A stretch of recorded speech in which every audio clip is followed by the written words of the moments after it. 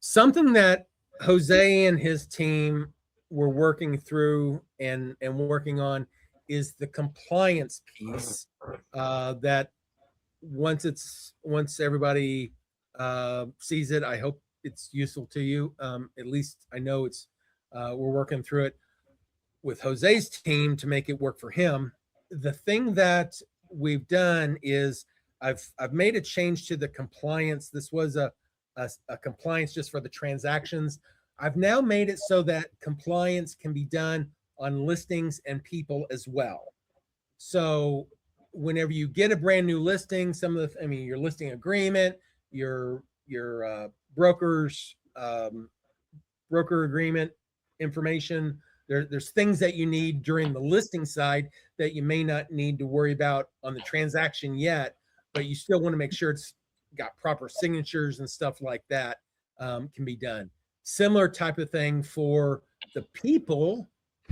Do I have my buyer's agreement? Do I have my listing agreement signed? Actually, that's going to be under the listing, but your buyer's agreement won't necessarily have a listing piece to it. So you can do the same type of thing for the people.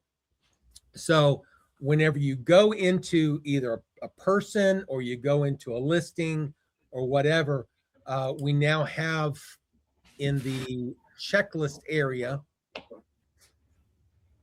Where's my checklist? Oh, there it is. Whenever I go into my checklist, you now have the compliance piece that goes along with it that we had for transactions as well. So this is, I'll actually spend a lot more time. I'd almost like to just have a single class just on this because there are some setup pieces that we've got to go through and deal with.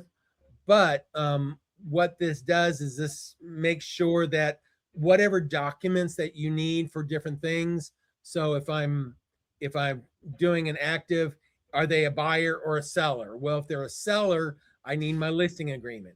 If they're a buyer, then I need my buyer's agreement. If they're both buyer and seller, then I need both of them. So once you select that, that makes that same checklist of things that we can do, which you could set it up as a group, but this just goes into a little bit more structure, making sure that you ask a few typical questions. Once you answer those questions, it assigns the appropriate compliant, appropriate documents to meet compliance for each person or listing or transaction.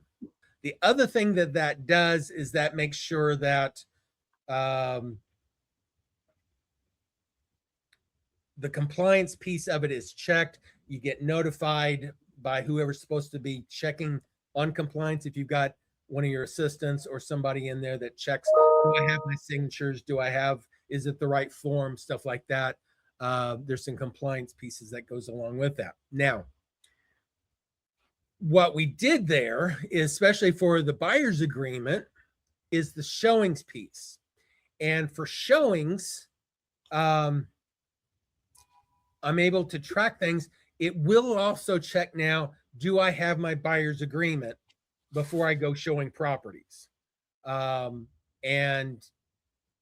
the way it does that is in my agreements piece where I have, in the past, I've just had an area where you can upload and just kind of selects different things. This has changed where you can select a type of agreement, say the buyer's agreement. You can add your own items as well. When does the agreement start? When does it expire? Let's say we expire, on the 31st of May.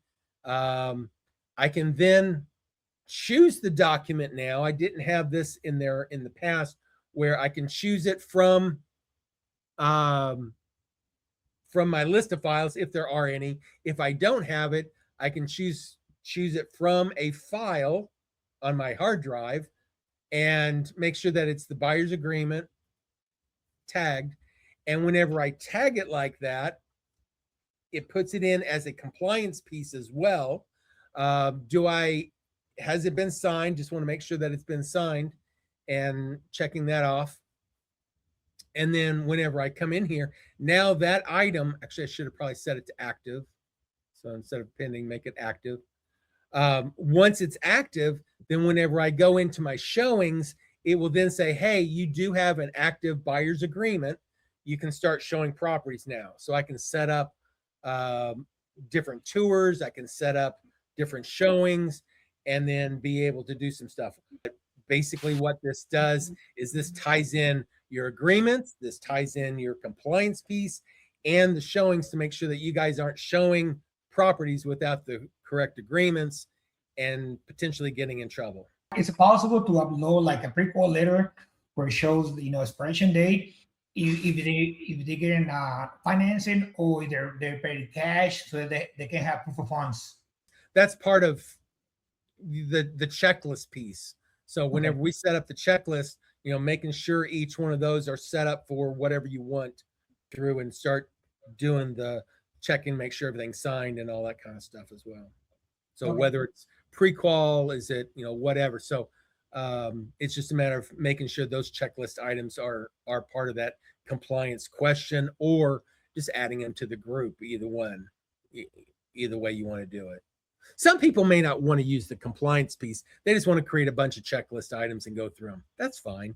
We wanted to add that extra layer of checking to make sure that they get done.